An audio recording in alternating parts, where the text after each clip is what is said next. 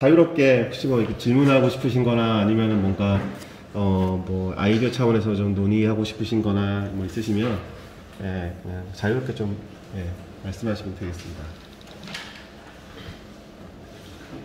제가 관심 있는 분야로 이게 가능한지 안 가능한지 네네. 그런 차원에서 네네. 왜냐하면 100% 내용을 이해를 못했기 때문에 디테일한 것보다 이런 방법을 쓰면 제가 관심 이 분야 과연 가능할지 일단 처음에 여쭙고 싶은 게 저는 이제 미래에 필요한 역량이 노동자들의 직업에 필요한 역량이 어떻게 변할까 이쪽에 관심이 있거든요. 특히 이제 요즘 AI 인공지능 때문에 여러 분야 산업이나 직업이 다 바뀔 가능성이 높다고 하잖아요.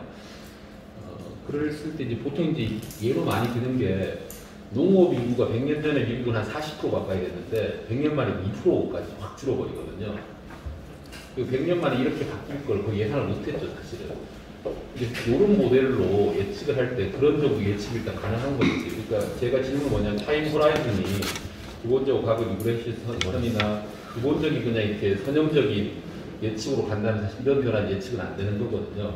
그래서 이거는 한 1년 내지 2년 혹은 5년 이 정도에 대해서 과거 추세 연장으로서 보는 건 가능한데 근데 아주 구조적인 변화라든지 이런 것들은 좀 되는지 안 되는지부터 뭐 그런 것들도 궁금합니다. 이게 일단 이제 이거는 경제평가 모형이지 않습니까? 그러니까 모형을 운영하기 위해 모형은 뭐 소프트웨어라고 생각하시면 되는 거고 거기에 우리가 시나리오를 만들어 가지고 극단적 시나리오를 집어넣으면 가능합니다. 그러니까 그게 나오는 거죠. 그래서 지금 저희들이 이제 요거에 이제 작년 7년간 이 모델을 이제 넣어서 우리나라 기후변화 모티브 과제가 있었거든요. 기후변화와 관련되어 있는 리스크 평가 모델로 지금 이제 공식적으로 쓰였고요. 이제 앞으로 2022년에 아마 그게 올렸거든요. 이제 이 모델을 또 쓰자고. 그래서 아마 쓰일 건데 마찬가지로 말씀하신 대로 농업 분야에 이러이러이러한 시나리오, 그러니까 최극단 시나리오. 그러니까 뭐 우리 이제 경험이 있으니까 그 바탕으로 해서 시나리오를 5개 정도 잡아가지고 돌리면 그에 따른 다른 결과가 다 튀어나오고. 이어서 하나만 더 분명히 시나리오를 다르게 해서 충분히 그런 상황이 커버 가능할 수 있다 이렇게 이해됐고요. 두 번째 이제 산업이 있고 직업이 있는데 보통 저희처럼 직업능력연구에서는 그것을 통해서 어떤 역량을 길러야 되고 이때 학습, 스킬, 트레이닝 이쪽으로 가거든요. 그럼 우리가 관심이 있는 건 뭐냐면 산업, 직업 그 자체의 그 변화보다는 직업이 예컨대 여러 태스크로 구성이 되잖아요. 교수님의 직업이란 것도 논문 쓰는 태스크 하나, 뭐 강의한 태스크 이렇게 있듯이 태스크 내 구성이 보통 바뀐다고 얘기를 하고 그 테크놀로지 샥이 있고 그 샥이 결국은 산업인 아큐페이션 변화를 일으키는 그 이면에는 뭐가 있냐면 아큐페이션별로 있는 태스크의 그 구성이 사실 바뀌는 건데 이건 사실은 양쪽으로 보기에 되게 어려운 지점이고 그래서 뭐 지금 NCS 이런 데서 인터뷰를 해서 막 찾아내기도 하는 것들인데 그런 부분까지도 혹시 이거는 양 되는 건 이거는 약간 다른 영역인 거죠. 네네. 요거는 이제 어떻게 되냐면 저희들이 브릿지를 만들어야 되는데 지금 모델 자체를 더 세분화시키는 거는 크게 의미가 없고요. 왜냐하면 그게 맞을지 안 맞을지 모르니까. 그러니까 어떻게 하냐면 이거는 모델인데 이 모델에 들어가는 예를 들면 직업이 있고 직업과 연결되는 산업이 있을 거 아닙니까? 그렇죠. 얘들에 대한 브릿지를 만들어주는 거죠. 그래서 산업으로 집어넣으면 집어넣은 결과가 나올 거 아닙니까? 그럼 이 브릿지를 여기 집어넣어가지고 다시 직업으로 알로케이션 시키는 거죠. 그러니까 태스크도 마찬가지예요. 그래서 직업과 태스크와 산업을 연결시키는 브릿지를 만들어가지고 모델에 최종적으로 산업으로 인풋을 집어넣어서 모델을 돌리고 아웃풋으로 나온 산업을 다시 그 브릿지로 넣어가지고 디세그리게이션, 그러니까 분류를 다시 시켜가지고 태스크별로 어느 정도가 영향이 된다 안 된다로 할 수 있는 게 최선입니다. 그럼 결국은 그 태스크가 직업 혹은 또 산업과 어떤 연구연이 되는지 그 매트릭스 일단 기본적으로 가지고 그걸 가지고 있어야 되는 겁니다. 그거는 이제 이 모델하고 생각하면 상관없이 데이터 차원. 그거는 이제 데이터, 말씀하신 데이터 차원이든 브릿지든 그렇게 구성을 해야 풀 수가 있습니다. 일단 저는 그냥 두 개는 급한 거 물어봤어요. 네. 그 본인이 연구하시는 그 분야에서 이제 이렇게 활용될 수 있을까 뭐 이런 것들 또 물어보시면 좋을 것 같습니다. 아마 이렇게 그냥 막 물어보시면 좋은 답이 나올 거라고 생각합니다. 예.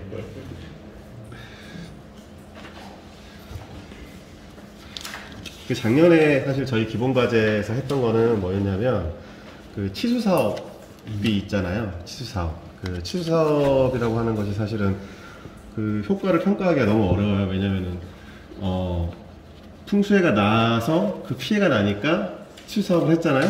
그럼 사업을 하고 나면은 피해가 안 난단 말이에요. 그러니까 그 효과를 볼 수가 없는 거예요. 예. 그래서 이제 그 제가 교수님께 이제 부탁을 드려서 좀 분석을 같이 좀 했으면 좋겠다 해가지고 이제 치수 사업을 안 했을 때에 나타나는 피해와 지금 치수 사업을 했을 때의 그 줄어든 피해의 차이를 가지고서 그걸 이제 효과다, 사업의 효과다 이렇게 해서 이제 그 계량적으로 좀 평가를 하고 그 이외에 이제 또 인터뷰도 하고 뭐 이렇게 해가지고 이제 거기서 나온 정성적인 평가 이 두 개를 비교를 해봤더니 상당히 일치하더라. 그래서 이 두 가지를 같이 비교해서 정량적인 평가와 정성적인 평가 같이 비교해서 이제 크로스 레퍼런스 밸리데이션을 한 결과를 가지고서 우리가 효과성 평가를 하자라는 그런 프레임을 제시를 했던 부분들이거든요. 주로 이렇게 딱 그래도 잘 맞는 타이밍으로는 5년 뭐 이렇게니까 내년이니까 보통은 어떻게? 지금 요거를 저희들이 돌려보니까요. 이게 이제 그게 왜냐면 산업의 이제 시나리오별로 달라지거든요. 만약에 크게 영향을 받으면 이게 빨리 수렴이 되는 거고 네. 적절하게 가면은 이제 수렴되는 게 좀 늦어지는 거죠. 그런 건 있는데 지금까지 해보니까 한 임팩트가 가지는 그 테일이 줄어드는 테일이 기본적으로 5년 정도 지나면 이제 6년 차부터는 거의 없는 거죠. 그래서 이제 그냥 5년 정도에서 보통 끊어서 지금까지는 근데 그건 이제 상황별로 할 수 있죠. 제가 이거 잘 이해를 못해서 그럴 수 있는데 여기 공급이랑 수요란 말이 다 나오는데 일반적으로 인력 수급 정말 이런 거 할 때 보면 그러니까 노동시장을 가운데다 놓고 노동시장의 수요를 이제 GDP나 산업 연관표 가지고 부가가치만 변하니까 기업에 이제 바뀌는 걸 노동시 수요를 IO 테이블이나 뭐 산업연구원 걸 가져다 쓰거든요. 그러니까 노동시장 공급은 뭘 하냐면 그 인구 구성이나 가족에 대해 시뮬레이션을 해요. 자식을 몇 명 놓고 아니면 이 중에 얘를 학교로 또 고졸로 보낼지 말지. 그러니까 수요는 부가가치를 가져오고 공급은 이제 시뮬레이션을 보통 해서 두 개를 가지고 이제 막 하거든요. 여기 있는 것도 그런 어떤 공급 사이드 시뮬레이션, 그 인구 구성이 어떻게 바뀌고 고령화가 어떻게 되고 뭐 이런 것들도 반영이 되는 거예요. 이제 동일한 컨셉이라고 보시면 됩니다. 이제 노동시장은 거꾸로 온 거죠. 이제 노동시장하고 수요공급이 이제 반대니까 반대의 개념으로 해서 노동 공급에 대한 부분은 수요적인 측면으로 보는 거냐. 마켓에서 구매 역량이 늘어나는 거고 이제 그 노동시장에서 이제 그러니까 수요적인 측면은 기업들의 이제 일자리와 관련된 부분이니까 그렇게 해서 요 IO에 집어넣을 때는 반대로 해서 집어넣어서 시나리오에 분석을 하면 되겠습니다. 왜냐하면 노동시장이 아니라 상품시장이 이거 관심이 있으니까. 저는 이제 기본적으로 상품시장에 대한 게 좀 관심 분야라서 그런 거예요. 잘 들었는데 저도 이제 재난안전을 하고 있지만 정부와 쪽의 주정부인데요.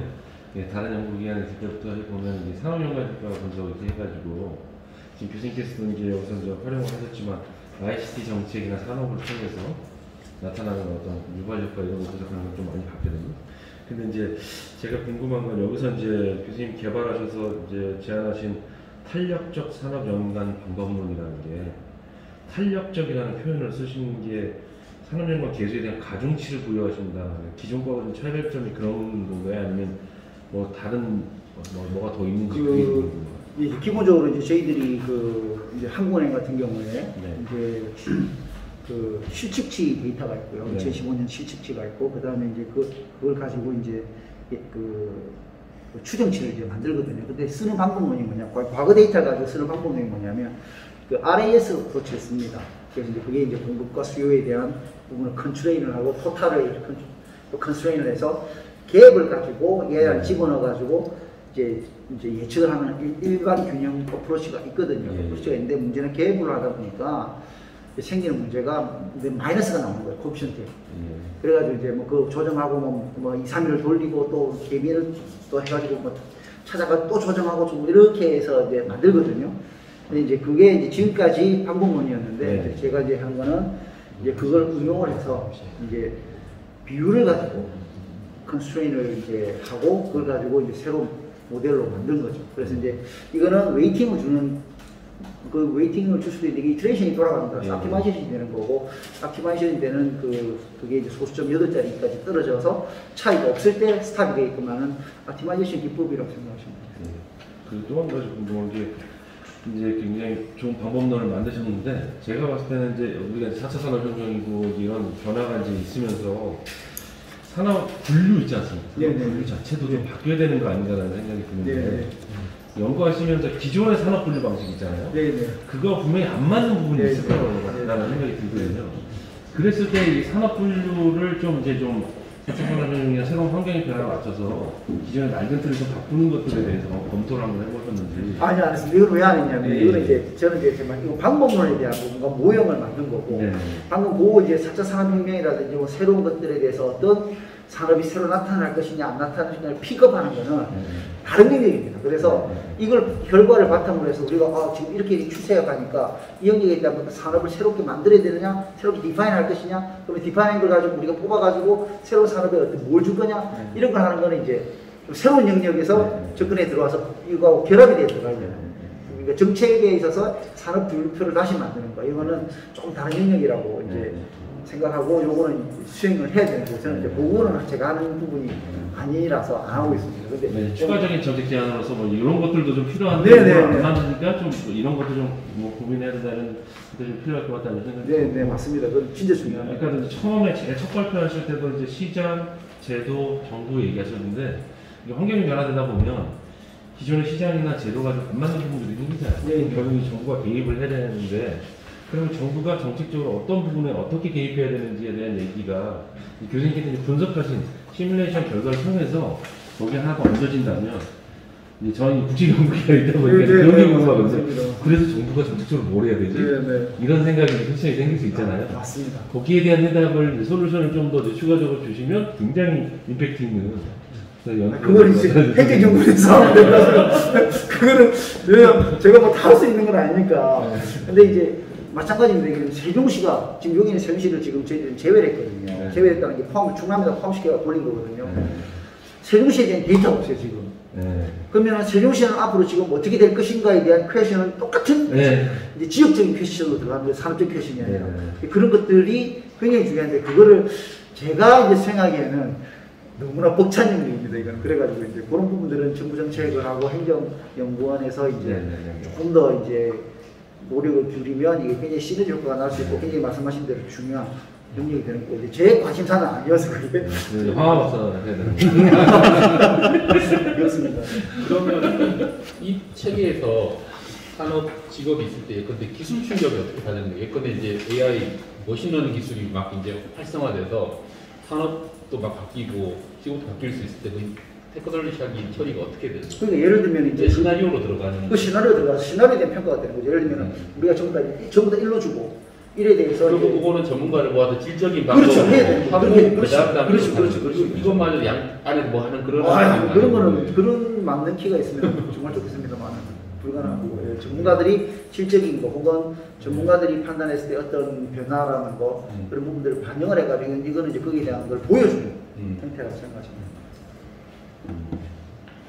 아마도 이제 그 모델 자체는 이제 그 서베이나 이런 조사를 통해서 만들어진 자료를 바탕으로 그걸 좀 고도화시켜서 만들어진 거라서 산업의 분류 자체를 손대는 건 좀 어려우실 것 같고 오히려 이제 그 이제 직능원 쪽에서 지금 하고 계신 그런 연구들을 통해서 뭐 직무의 변화에 따른 이제 직업의 변화들이 생기잖아요. 그 직업의 변화에 따라서 이제 산업 분류 자체도 좀 다르게 가야 된다. 뭐 이런 결과들이 좀 나오면 이제 산업 분류를 변화해서 다시 서베이를 한 결과를 가지고 모델을 만들어야 되지 않나. 그러니까 두 가지 차이는 새로운 기술 충격이 왔을 때 산업 분류도 직업 분류 자체가 조금 뭐 바뀌어야 되는 그런 흐름이 하나가 있고 두 번째 산업 분류나 직업 분류는 이렇게 지표로 이렇게 딱 놓더라도 그 안에 이제 넘버가 바뀔 수 있는 게 있고 이 넘버가 그냥 완전 랜덤하게 벌어지는 게 아니고 되게 트렌드를 보이거든요. 분명히 요 산업에서는 관리직이 막 바뀌고 요 산업에서는 사실 단순 농무직이 막 바뀌기 때문에 절대 이제 독립적인 사건은 안 벌어지는데 그럴 때 그걸 사실 더 반영해주면 훨씬 좋은 거가 되는데 현재는 그렇게 아무도 안 하고 있거든요. 무지하게 어려운 작업이어서 그게. 이제 그거를 이제 제가 이제 말씀드릴 수 있는 건 그 숫자로 넣을 필요는 없고요. 아까 지표로 이제 1에 대한 게 지금 기준이고 거기에 대해서 우리가 이제 해봤더니 1.5가 된다. 어떤 거는 뭐 어떤 산업은 뭐 1.1이 된다. 그래서 쉽게 만들 수 있지 않습니까? 그 지표를 가지고 분석을 해버리면 그러니까 이게 지표화되는 결과가 나오는 거고 그렇게 되고 거기에 맞춰가지고 산업을 조정한 것들을 웨이트를 줘가지고 새로운 모델을 만들어서 그걸 또 분석해 볼 수 있는 거예요. 그런 것들은 다양하게 테스트를 할 수 있는 방법론이라는 거고 모델인 거고요. 이제 거기에 대한 세팅을 하는 거는 이제 각각 연구기관이나 연구자들이 이제 해야 될 일이면 하고 난 다음에 다시 피드백 할 때도 그런 질적인 그럼요, 것 한 번 더 고쳐야 네. 되는 게 그런 것들은 이제 요거 가지고 그대로 이제 응용하기가 좋은 그런 케이스가 되겠습니다.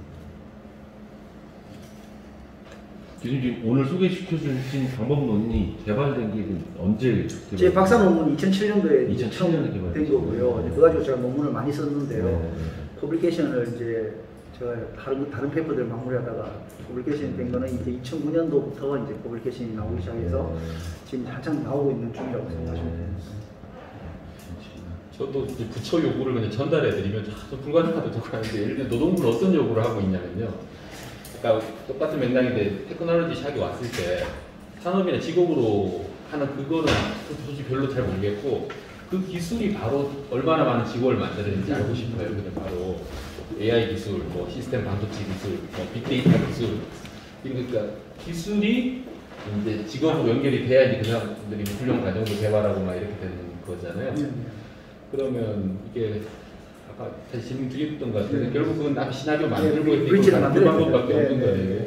제가 지금 뭐요? 네. 저기 노동연구원 이제 노동연구원하고 내년부터 이 모델을 가지고 이제 그런 거에 대한 이제 분석을 이제 같이 이제 할 예정입니다. 1년 좀 기다리다가.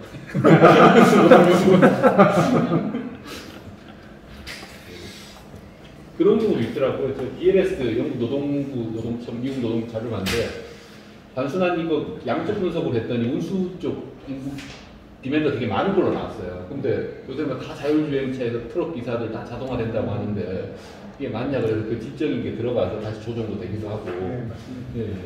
왜냐면 이제 거기에 이제 부가가치는 높은데 네. 이제 임금은 낮으니까 나누기를 하게 되면 잡이 늘어나는 거예요. 이게 말이 안 되는 그런 네네. 경우가 나오는 거죠. 맞아, 그걸 이제 조정한 거예요. 네네.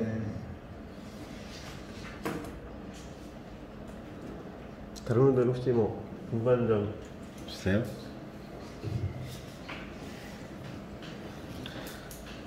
네. 그러면은 네, 이 정도로 해서 마치는 게 좋을 것 짧게 같습니다. 얘기했어요. 뭐 이렇게 들으면서 궁금하거나 네. 뭐 어렵게 모신 분이라서 우리 그 김보희 박사님 혹시 궁금한 거 없으세요? 아, 아 예. 좀 딴 건 안 하시면 그냥 네네. 어려운 분이니까 그냥 네. 근데 기본적으로 아이오 테이블이 갖는 그 자체의 한계들이 있잖아요. 이제 결국 함수가 일반 생산 함수가 유연한 생산 함수가 되게 좀 정직적인 생산 함수를 기반으로 하고 있거든요. 보정기 있어요. 예, 고정이 그게 혹시 말씀하신 그 방법론으로 해소가 좀 된 거예요. 그걸 이제 비교했어요. 보정기 수가 그러니까 올해 결과와 네. 그러니까 이 연도별로 될 필요도 없어요. 사실. 근데 어쨌든 이제 우리가 기본적인 그 정부에서 내는 기본적인 자료는 연도별 자료거든요. 그러니까 연도별로 개수가 다 다릅니다. 그러니까 왜냐하면 이제 아까 말씀드렸던 일반 균형 모형인 거죠. 수요와 공급이 내년도에 바뀌니까 그에 맞춰가지고 안에 있는 퍼센트가 바뀐 거죠. 그리고 하나만 좀 근본적인 걸 그 GDP 자체에 대해서 이제 비판도 점점 많아지는 트렌드가 있잖아요. 특히 디지털 경제 들어오고 또 잡을 못 구하면 이제 단순한 커뮤니티에서 돈을 못 받지만 인민으로 활동하는 것도 늘어나고 사회적 경제. 그래서 실질적으로 소비자 후생을 직접 측정해서 생산 활동이 아니고 소비자 후생을 직접 측정해서 GDP 제한으로 외절하는 시도도 쭉 있어 왔거든요. 근데 이 모형은 결국 이제 생산 GDP를 기반으로 이 모형은 GDP 기반입니다. 그러니까 예. 왜냐하면 이제 어쨌든 이제 왜 GDP가 중요하냐면은 전 세계적으로 쓰여가지고 표준화되어 있는 거라서 그런 거고 아까 제가 이제 아까 말씀드렸을 처음 이제 미시적 접근법을 하게 되면 이제 그 후생이라는 네. 컨셉이 이제 효용의 컨셉이고 네. 유틸리티 컨셉인데 유틸리티를 가지고 저희들이 마이크로 레벨에서 모델을 짜고 그걸 측정을 하게 되면은 후생 복지에 대한 모델을 잡아낼 수 있어요. 여기 넣는 거는 좀 다른 이야기인데 따로 미시 아예 모델 다른 방법이네요. 미시 모델은 또 다르게 평가를 해야 되는 거예요. 주로 그런 건 이제 미시 모델에서 효용을 평가하는 거고 네. 이제 제가 이제 최근에 도시와 관련돼서 도시 효용이라는 게 되게 중요하거든요. 네. 도시 효용적인 측면에 있어서의 이제 에그리게이트 때 각 도시별로 효용이 어떻게 되느냐를 가지고 하는 뭐 그런 것들은 이제 제안을 해서 이론적인 모델까지는 만들어가지고 실제 테스트는 아직 못했습니다만 뭐 그런 S 모양, S 곡선하고 이런 것들을 만들어가지고 예, 그거는 이제 한 3년 전에 방법론을 만들어 놓은 게 있습니다.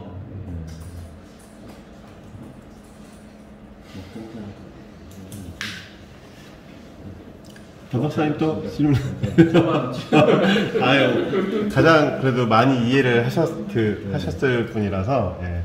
반 박사님도 이제 경제학 베이스를 네. 가지고 계신 분이어가지고, 네, 아마 가장 많이 이해하셨을 거예요, 교수님 하신 말씀을. 네.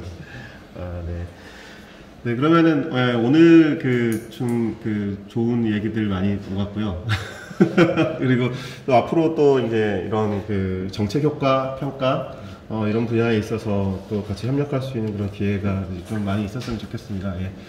오늘, 와주셔서 감사하고요. 오늘 모임은 여기서. 뒤늦게 조선 박사님 소개 좀. 아, 조세혁 박사님. 아니, 박사님, 이렇게 늦게 오시면 어떡합니까? 네. 그래서 끝나고 또 인사 나누시면 될 것 같고요. 예, 오늘 그럼 모임은 이렇게 마치도록 하겠습니다. 감사합니다. 감사합니다.